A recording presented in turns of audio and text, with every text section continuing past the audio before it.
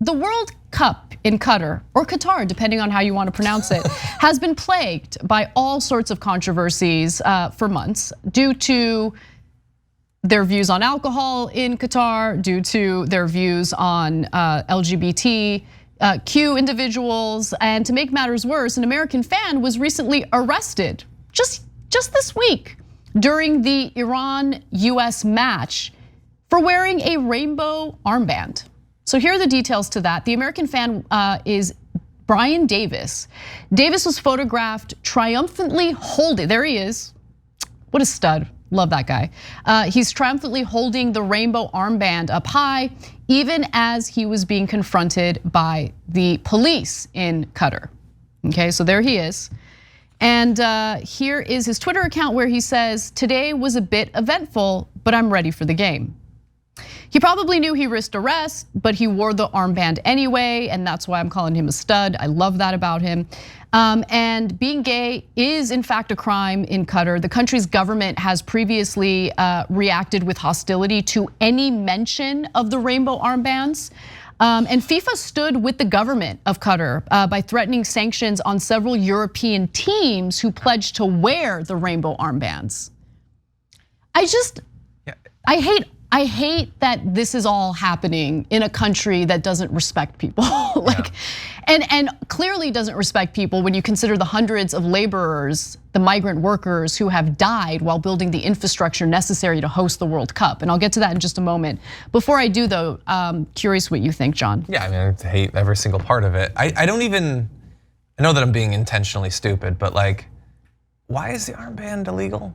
Like, okay, let's say you take it as a given. Because you see the rainbow armband and you immediately want to get intimate gay or with, something. yeah. So let's say that you believe it's reasonable that two people who love each other and experience physical intimacy, that should be locked up. Let's say that you're deranged and pathetic enough that you believe that that should be how the law is set up. And okay, so the rainbow is a symbol for that group.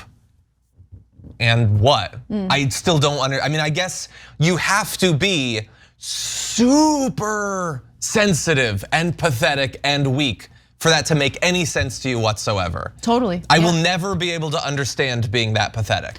And I think it's partly ignorance too, right? I mean, people who genuinely think that it's a choice. Like people wake up one day and they decide, oh, I saw like positive commentary about gay people, so I think I'm gonna be gay. I think it doesn't work that way. I saw an armband and I thought the armband was so beautiful. Well, we just saw the armband. Are you gay now?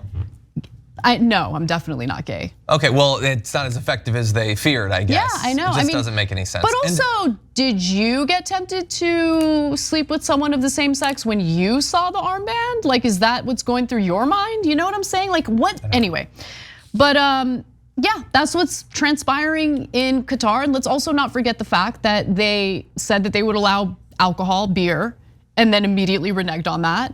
It's just, yeah. Why suck the fun out of this big event by letting a country that doesn't respect certain groups of people and has weird religious rules that they want to force on everyone else? Like, anyway, and we know that there's corruption involved in all of that. We've talked about it on the show before. But I do want to pivot to one other angle to this story that has to do with the migrants. It's just so gross. So last year, The Guardian estimated that 6,500 migrant workers have died in Qatar since the country won the bid for the World Cup back in 2010. Now, it's suspected, but not confirmed, that many of those workers died building stadiums and infrastructure for the World Cup. Now, Qatar's grim death toll is revealed in long spreadsheets of official data listing the deaths of, or the causes of death, I should say. Multiple blunt injuries due to a fall from height, asphyxia due to hanging, undetermined cause of death due to decomposition. But among the causes, the most common by far is so-called natural deaths, often attributed to acute heart or respiratory failure. Yeah, that seems suspicious on its face, but there are just some parts of the world where your natural systems just fail. Like if you're in a sports place in Qatar, if you're in a prison in Iran, people's natural ability to breathe just suddenly stops, I guess. Obviously, they arrested the person for having the armband. Do you have a list of how many people have been arrested for these deaths? I mean, I haven't seen a single report regarding a single person who's been arrested for not doing what's necessary to protect these migrant workers from work-related injuries. And obviously, all of the natural causes that are listed in their official data is like trying to cover something up. 100%, yeah.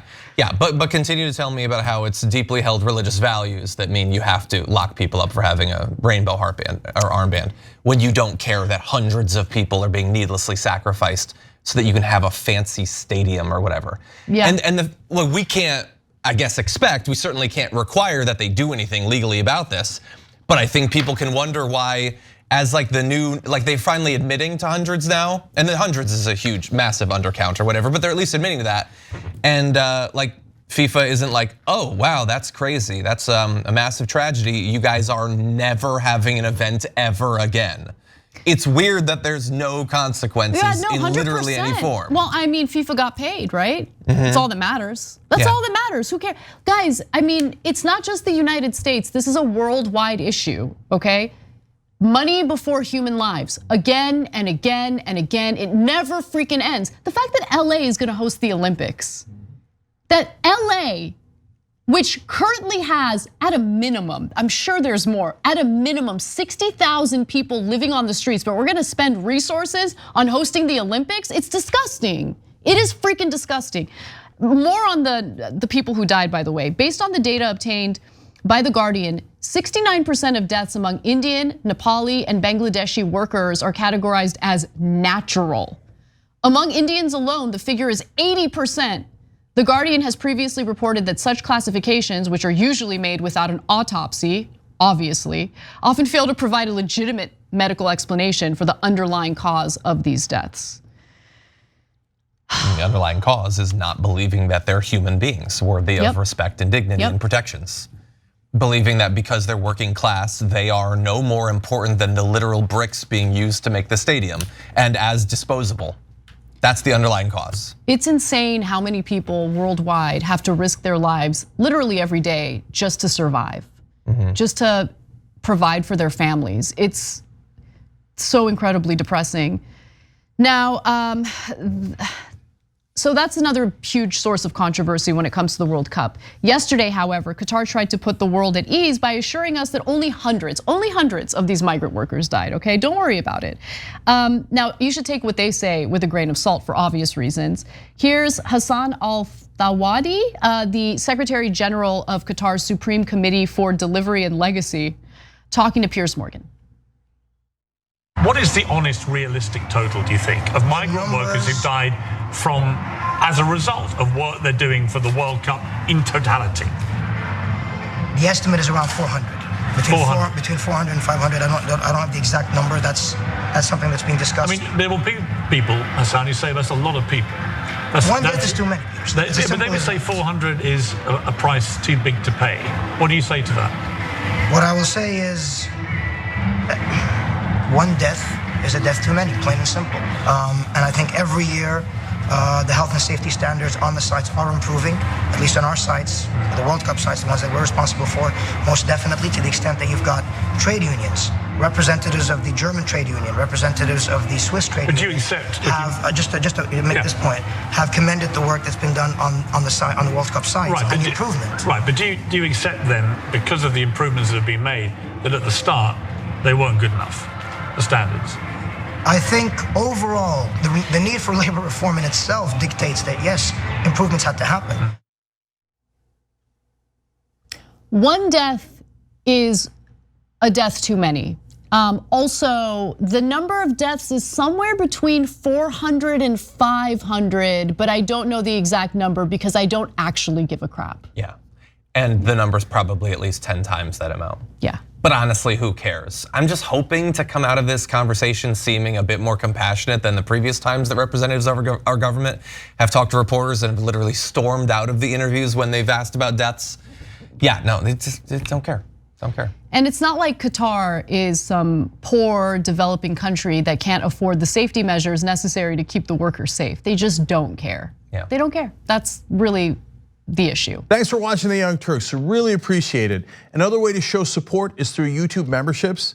You'll get to interact with us more. There's live chat emojis, badges. You've got emojis of me, Anna, John, JR, so those are super fun. But you also get playback of our exclusive member-only shows and specials right after they air. So all of that, all you gotta do is click that join button right underneath the video. Thank you.